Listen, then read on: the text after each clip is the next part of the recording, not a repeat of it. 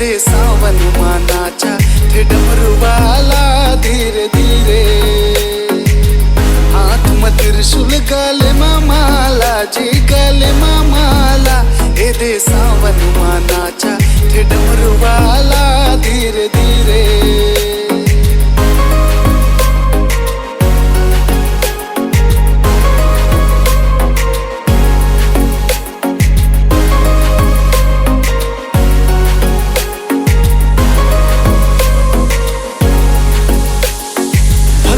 के पीरा घलो हरत हावे